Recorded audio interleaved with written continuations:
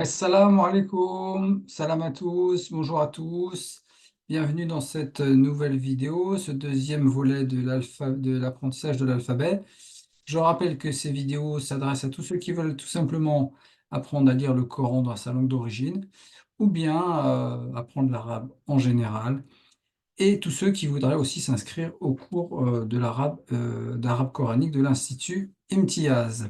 Voilà, donc je précise que j'utilise la méthode d'arabe coranique, méthode d'arabe basée sur le Coran, hein, que j'ai donc publiée. Et nous allons commencer sans tarder. Donc, on s'était arrêté euh, à la lettre Zey dans notre alphabet. Donc je reprends mon PowerPoint et on démarre sans tarder. Voilà. Donc la lettre Sin. Alors, arrivé ici, on n'a pas trop de problème de prononciation, hein. La lettre Sin, ça correspond au S en français. Au niveau de l'écriture, ça paraît un peu compliqué vu comme ça, mais si vous le faites comme ça en écriture manuscrite avec un stylo simple, hein, vous faites simplement deux boucles comme ça, deux petites boucles et une grande boucle, et ça va très bien, hein. Donc voilà, donc ça, prenez les fichiers d'écriture sur le site internet, hein, Institut Imtiaz, et vous pouvez vous entraîner à ça. Donc là, pareil pour l'histoire de boucle finale, je vous renvoie à la première vidéo dans laquelle j'expliquais les raisons de ces boucles qu'on a en fin de mot et qu'on n'a pas au début, au milieu. Ensuite, on a la lettre Shin. Alors le Shin, ça correspond au son ch, pas de problème de prononciation non plus. Elle s'écrit comme le sin avec trois points au-dessus. Et dans sa transcription, on va écrire CH, SH, pardon. C'est là que ça se complique un petit peu, c'est qu'on arrive aux quatre lettres dites emphatiques. Alors, qu'est-ce que c'est une lettre emphatique? C'est une lettre dans laquelle, pour, euh, pour la prononcer, on va avoir besoin de faire résonance avec tout l'appareil phonatoire. Quand on l'explique aux enfants, on dit que c'est des lettres gonflées. Et effectivement, on va gonfler, on va dire par exemple ici, so, le sod, donc c'est un S emphatique, so. Et quand on prononce ces lettres, les joues doivent se gonfler également. So, da, hein. Donc c'est vraiment tout l'appareil phonatoire qui fait résonance pour prononcer ces lettres. Et d'ailleurs, ce qui est amusant, c'est que si on regarde le corps de la lettre, on voit qu'elle a une forme de caisse de résonance, un peu comme un luth, une guitare. Voilà. Et puis, avec cette boucle en fin de mot, hein, comme on l'a expliqué euh, ici. Voilà, donc ça c'est le SAD, et donc pour écrire ces lettres en transcription, on va juste rajouter un point en dessous pour les distinguer. Pour distinguer celle-là du S normal, on va rajouter un point en dessous. Pareil pour le DOD, hein. Donc le DOD, c'est la même chose, mais avec un point au-dessus, hein. C'est donc le D emphatique, DO, hein. Ghayril maghdubi alayhim voilà, DOLIN, hein. C'est ce qu'on va retrouver dans DOLIN dans la Fatiha. Donc le DOD. Ensuite, on a le ta. Alors, la petite nuance, c'est que le corps de lettre est la même, mais on n'a pas de boucle finale comme on avait pour le sad et le dad, hein, vous voyez. Et donc ici, on a un trait vertical qui vient se mettre sur le corps de la lettre. Voilà. Donc ça, c'est la lettre ta, hein, le T emphatique, hein. Euh, voilà. Et puis enfin, le the, qui donc est la quatrième lettre emphatique. Mais attention, lorsqu'on regarde la transcription en bas, on a l'impression que c'est un Z emphatique. C'est trompeur, car en réalité, cette lettre, ça n'est pas un Z emphatique, mais plutôt le ZAL emphatique. Le ZAL, je vous rappelle que c'est cette lettre-là, hein, qui correspond au THAT en anglais. Autrement dit, c'est une interdentale, hein. De même que ici on dit THA, la langue entre les dents, eh bien c'est cette même lettre qu'on va emphatiser, et donc ça va faire THA, toujours la langue entre les dents. Donc en arabe, il y a trois interdentales, le SA, le ZA et le THA qu'on a ici. Voilà. Et donc celle-ci s'écrit avec le point et le trait. Et donc, alors, petit moyen mémotechnique pour s'en rappeler, hein, le SAD sans rien, le dad dot, car le point en haut, en anglais dot, le point, donc sad sans rien, dad dot, ta un trait, un ta comme trait, et puis la dernière, voilà, c'est celle où il y a le trait et le point, donc là, c'est celle qui reste. Hein, donc sad sans rien, dad dot, et ta trait. Voilà, parce qu'évidemment, au début, c'est pas forcément évident de s'en rappeler. Hein. Donc là, voilà. Donc la transcription, c'est Z pointé, mais faites attention à ça, ça n'est pas un Z emphatique. Hein. Ou en tout cas, pas tout à fait. Alors, il nous reste ensuite à voir la lettre Ain. Alors, la lettre Ain, c'est une lettre bien particulière car elle n'existe pas dans les langues latines. Hein. C'est un grincement hein, qui se fait au niveau de la gorge, donc c'est une lettre dite gutturale. Hein. Gutturale, ça veut dire qui vient de la gorge. Moi, je l'appelle un peu d'une manière humoristique la lettre de l'agonie, car c'est un peu hein, le son que fait l'agonisant. Alors c'est aussi intéressant parce que c'est aussi la lettre qu'on va trouver dans le mot oua, qui veut dire le cri du loup. Et on voit bien que c'est une onomatopée, hein, c'est-à-dire un mot qui qui s'apparente au son hein, originel. Et donc le oua, hein, le cri du loup, ouh, hein. Et donc c'est cette lettre-là que vous allez trouver par exemple dans Abdallah, Abd. Hein, Iyyaka na'budu wa iyyaka nasta'in. Voilà, ici aussi. Qu'on va trouver dans Omar, Othman et Ali, hein, les trois premiers, les trois califes, pas les trois premiers, mais après Boubacar, Omar, Othman et Ali, hein, qui commencent tous les trois par ce Ain. Voilà. Donc, lettre gutturale qui se prononce euh, dans la gorge. Alors, c'est une sorte de grincement. Hein. Voilà. Sa transcription, c'est une petite apostrophe dans ce sens-là. Donc, c'est pas génial, mais c'est comme ça. Hein, c'est la transcription officielle. Donc, si vous voulez écrire le mot abd, par exemple, vous allez écrire comme ça, ABD avec ce petit signe devant. Hein. C'est comme ça qu'on va l'écrire. Voilà. Hop. Alors, attendez. Voilà. Donc, ça, c'est le aïn. Alors attention aussi à son écriture, car vous voyez, au début, elle s'écrit comme ça, au milieu, elle s'écrit comme ça. Alors là, pour le coup, hein, c'est pas une histoire de boucle, c'est vraiment un changement de forme. Hein. C'est vraiment un changement de forme. Je vais vous montrer donc avec le stylet, car on ne voit pas bien comment se fait cette forme ici au milieu. Hein. Alors avec le stylet, c'est jamais facile, mais si vous voulez, c'est un trait qui part comme ça, qui monte ici qui revient en arrière. Alors là, ça peut être plus ou moins rond, plus ou moins pointu, mais par contre, ce qui est important, c'est qu'on ait bien des angles sur les côtés ici. Hein, car celle-ci, on ne va pas trop la confondre, mais celle qui vient après, qui a la même forme avec un point, on peut la confondre avec une autre lettre, vous allez voir. Regardez, ici, ça c'est le Ain. Donc à la fin, au milieu, à la fin, il s'écrit comme ça. Pareil pour le Rein. Hein. Mais ce Rein ici, quand il est au milieu, si on le fait rond, on va le confondre avec la lettre qui vient après, qui est le Fa. Donc faites attention à ça. Donc écrivez-le de manière un peu angulaire sur les côtés, comme ça. Et pareil à la fin. Voilà.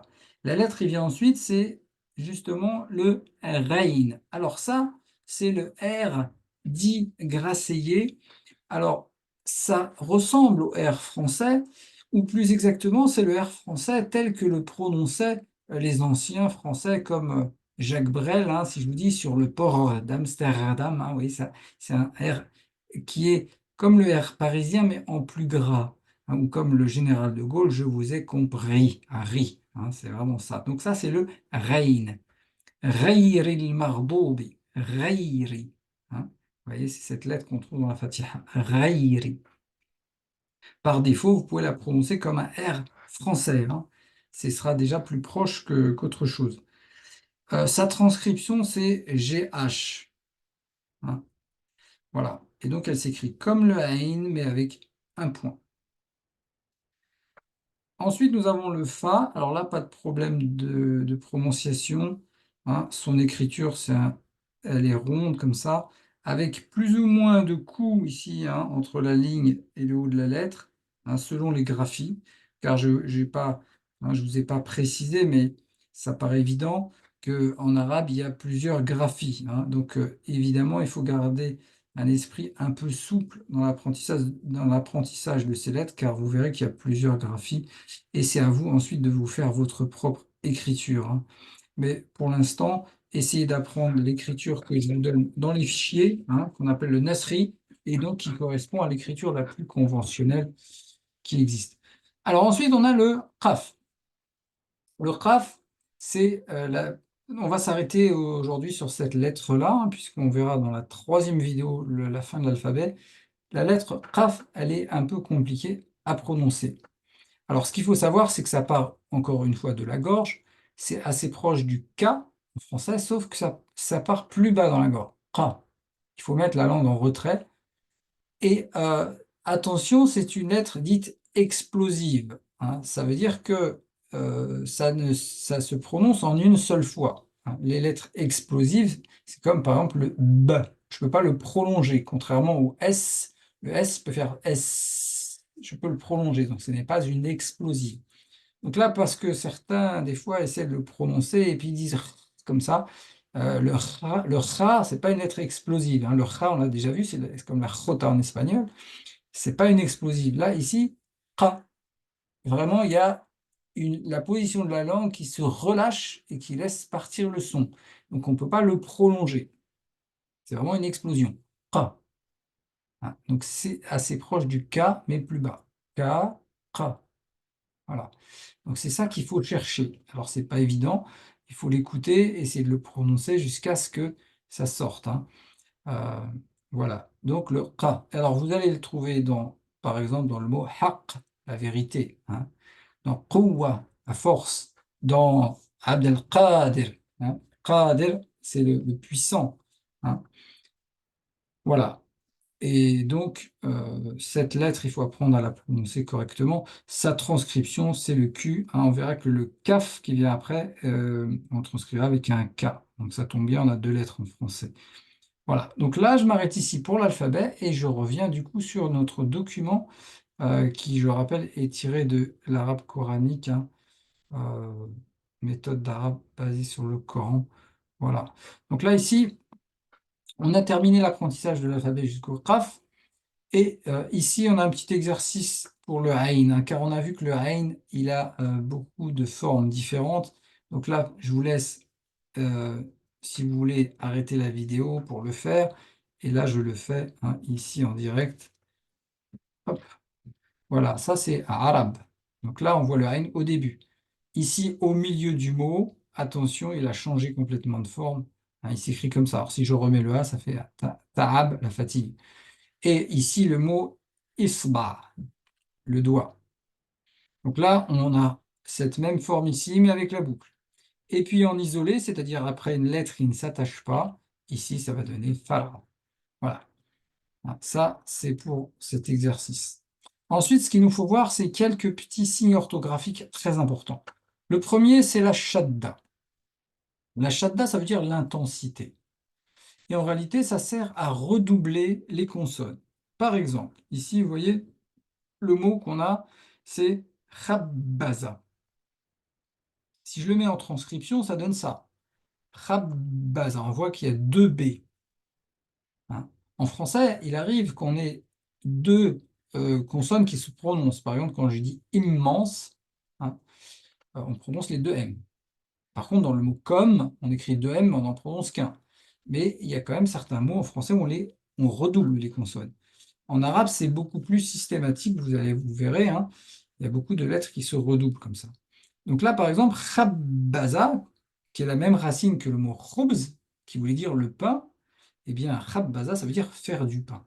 Voilà. Donc, ce signe qu'on a rajouté sur le B indique qu'on va prononcer deux fois le B. Alors, on aurait pu écrire ce même mot comme ça.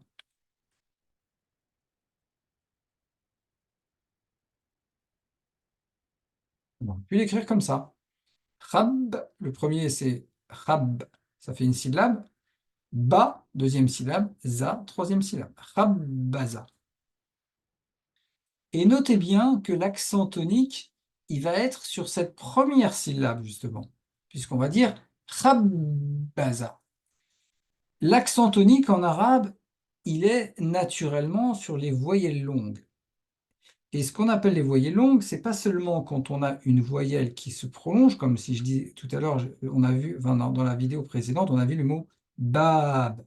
Le mot bab, c'est avec un A long. Donc là, on entend bien le A qui se prolonge. Donc ça, c'est effectivement des voyelles longues. Mais dans la rythmique, les longueurs ne sont pas marquées que par les voyelles longues en réalité. Car par exemple ici, si je dis khabbaza, on entend un, 2, 3. Donc on entend long, court, court. Khabbaza, un, 2, 3. Et donc ça c'est très important car la rythmique en arabe, hein, et notamment dans le Coran, ça a une grande importance. Et du coup, pourquoi je dis ça? Puis parce que l'accent tonique, du coup, on va le mettre ici, sur la longueur. Khabbaza. Voilà. Donc ça, c'est très important de bien comprendre ça, hein. Khabbaza. On appuie ici sur la première syllabe. Khabbaza. Accent tonique. Voilà. Et donc, on ne l'écrit pas comme ça. Vous avez bien compris, on l'écrit comme ça. Petite remarque importante. Lorsqu'on a une shadda avec un i, on peut l'écrire soit sous la shadda, le i, soit sous la lettre. Et ça, c'est, alors si vous écrivez à la main, vous choisissez bien sûr, mais si vous êtes sur l'ordinateur, que vous avez mis cette graphie-là, en l'occurrence Calibri, là, le i est sous la shadda. Mais dans celui-là qui est Arial, vous voyez en haut, eh bien, la shadda, elle est sous la lettre. Donc là, vous choisissez par, enfin, ou alors si vous changez la graphie. Donc faites attention à ça parce que là, quand on voit le i ici, on a tendance à penser que c'est un A puisqu'il est au-dessus de la lettre. Mais non, c'est un i. Donc attention à ce détail. Voilà, ici des petits exemples de lecture. Donc là, je vous invite à mettre pause sur la vidéo et à essayer de les lire. Je vais les lire moi doucement. Donc le premier, c'est ahabba, hein. C'est la racine de habib, hein, le bien-aimé. Ahabba, aimé. Darrasa, darrasa.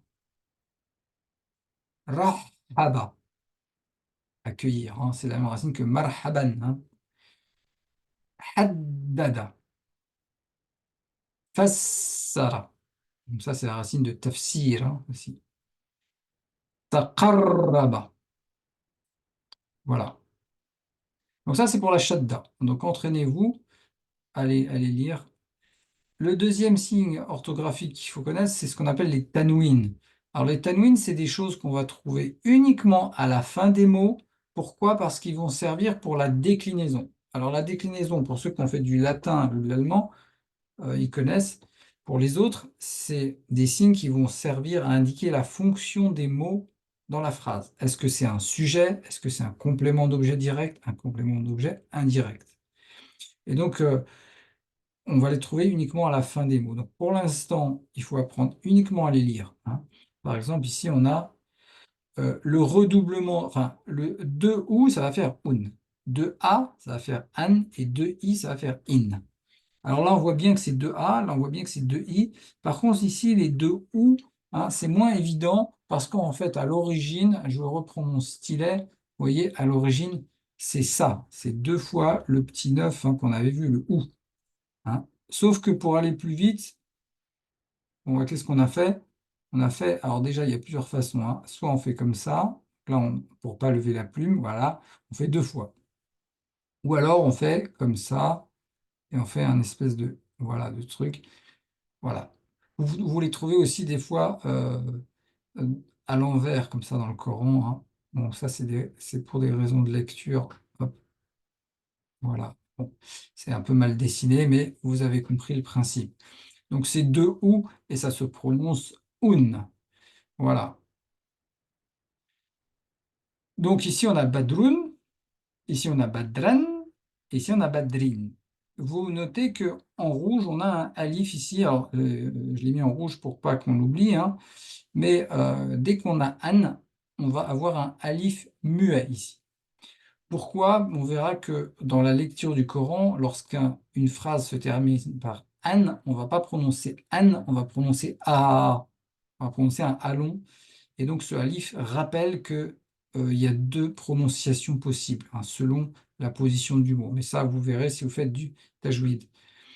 Euh, ensuite, exemple de phrase à lire. Alors pareil, vous pouvez arrêter la vidéo, hein, et le lire.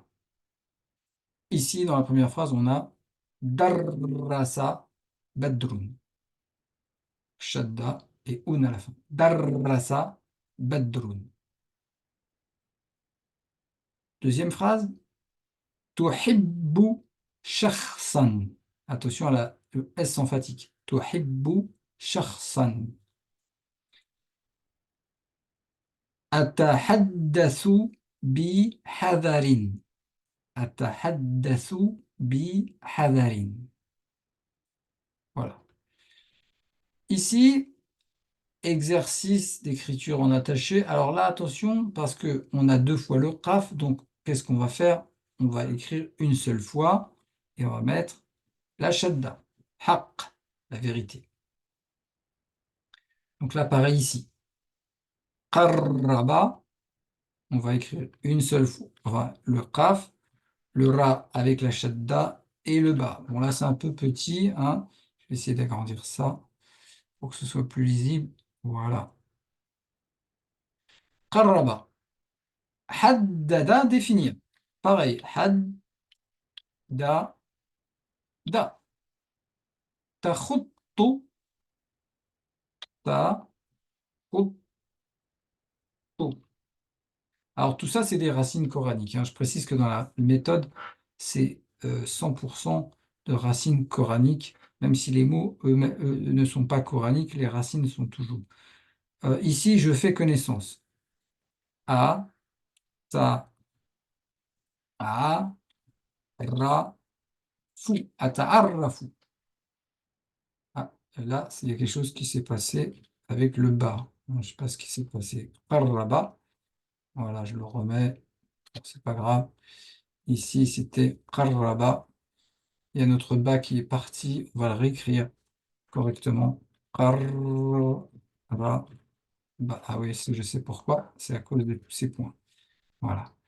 Donc ça, vous pouvez faire cet exercice tranquillement chez vous. Pareil ici, hein. Là, cette fois-ci, on a des mots écrits en transcription. On va les écrire en arabe. La fin est en rouge parce que ça indique le tanwin, hein. C'est pas un noun, c'est le tanwin. Donc là, par exemple, ça va être jad. Et attention, la shadda et le un. Jaddun. Hein. Là, ici, je vais agrandir parce que je pense que ça va être la même chose. Hop. Voilà. Ici, saffan, hein. On a notre sad, saffan. Ici, sharrin.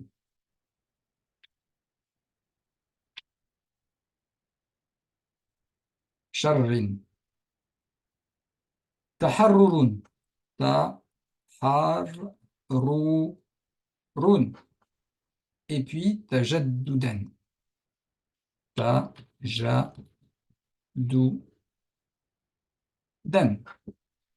Voilà, voilà. Hop, ça c'est pour cet exercice. Et du coup, on en a fini pour cette deuxième vidéo. Voilà, donc bah, je vous retrouve pour la troisième vidéo pour voir la suite et la fin de ces tutos ou de ces vidéos pour apprendre à lire l'arabe. Marhaban bikoum et à très bientôt. Salam.